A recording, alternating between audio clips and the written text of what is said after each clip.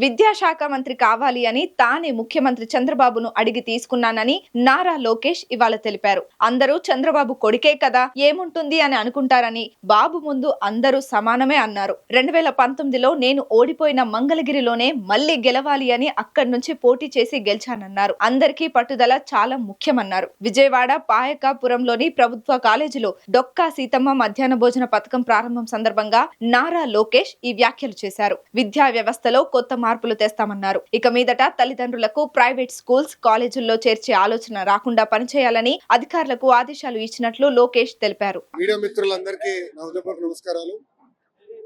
యువగలం పాదయాత్రలో ఇంటర్ విద్యార్థుల్ని ఆనాడు నేను కలుస్తాం జరిగింది.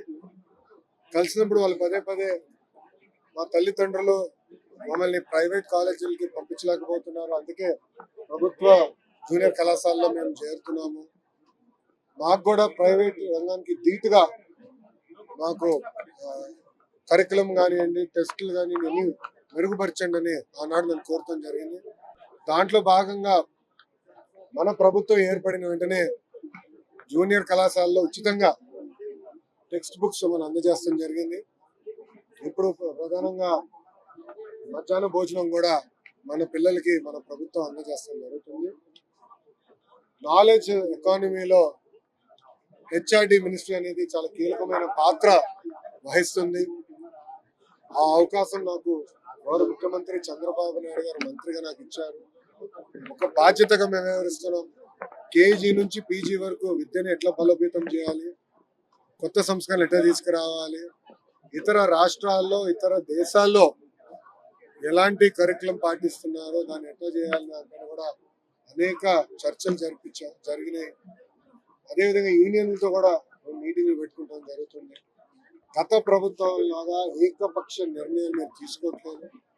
అందరితో చర్చిస్తున్నాం, ఉపాధ్యాయులతో మాట్లాడుతున్నాం, తల్లిదండ్రులతో మాట్లాడుతున్నాం, విద్యార్థులతో మాట్లాడుతున్నాం. వాళ్ళకి ఏం కావాలో తెలుసుకున్న తర్వాతనే నిర్ణయాలు తీసుకుంటాం జరుగుతుంది. గత 6 నెలలుగా మీరు కూడా చూశారు, నేను ఇక్కడ ఫీల్డ్కి వెళ్తే కూడా సర్ప్రైజ్ విజిట్స్ గా ప్రభుత్వ పాఠశాలలు కానివ్వండి, అక్కడ లైబ్రరీలు కానివ్వండి వెళ్తాం జరుగుతుంది. అక్కడ విద్యార్థులు ఎదుర్కొన్న సమస్యలు ఏంటి, ఉపాధ్యాయులు ఎదుర్కొన్న సమస్యలు ఏంటి, ఏం చేస్తే బాగుంటుందని దానిపైన కూడా కలిసికట్టుగా మేము చర్చిస్తున్నాం. దాంట్లో భాగంగా Andhra model of school education తీసుకురావాలని నిర్ణయం తీసుకున్నాం. ఆ మోడల్ అంతా ఇప్పుడు రెడీ అయింది. త్వరలోనే ప్రజల ముందర కూడా పెడతాం.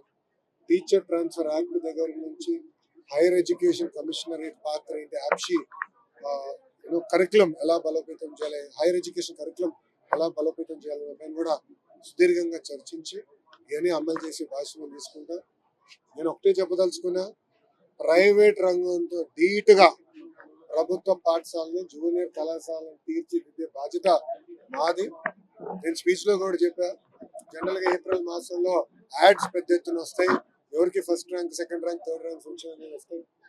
అట్లా వచ్చే అనేది ఇప్పుడు సమయం మాకు తక్కువ ఉంది, ఆటోమేటిక్ గా రిజల్ట్స్ ఇంప్రూవ్ అవుతాయని నేను భావిస్తాను. అంతేకాకుండా వచ్చే సంవత్సరం నుంచి వాళ్ళతో ధీటుగా పనిచేసి ప్రభుత్వ జూనియర్ కళాశాలను బలోపేతం చేసే బాధ్యత మన ప్రభుత్వం తీసుకుంది. ఇప్పుడు మీకు ఏమైనా ప్రశ్న ఉంటే నాకు సమాధానం చెప్పండి.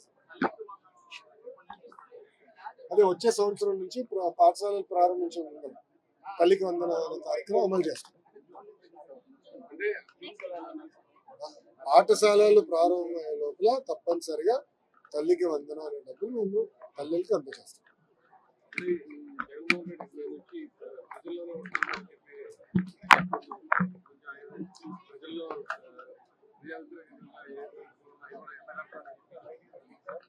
ఇప్పుడు గత ప్రభుత్వంలోగా ప్రజల వ్యతిరేక ప్రభుత్వం మాది కాదు.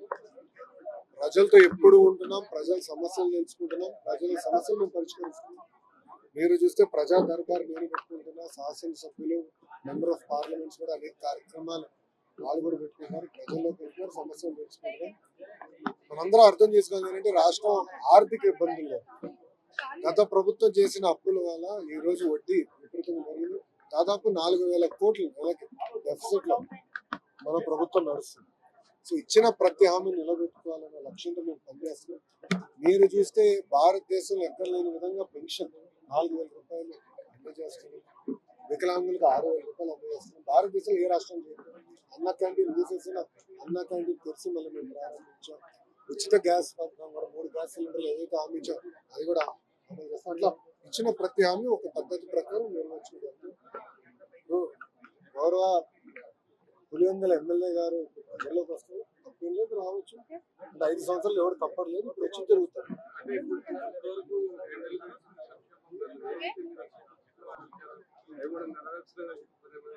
ఆల్రెడీ అయిపోయి 3 చేసాం, 30 కూడా చేస్తున్నాం. నాకు ఎలాంటి సందేహం లేదు. ఇవ్వని హామీలు కూడా నిలబెట్టుకుంటున్నాం కదా. మధ్యాహ్నం భోజనం ఇస్తానని మేము చెప్పలేదు, ఆయన నిలబెట్టుకుంటున్నాం కదా. ఇవ్వని హామీలు కూడా పద్ధతి ప్రకారం చేసుకుంటాం. ఆయన ఇప్పుడు వస్తే మంచిదేలేండి, ఎందుకంటే రోడ్లన్నీ కూడా నీట్ చేసాం.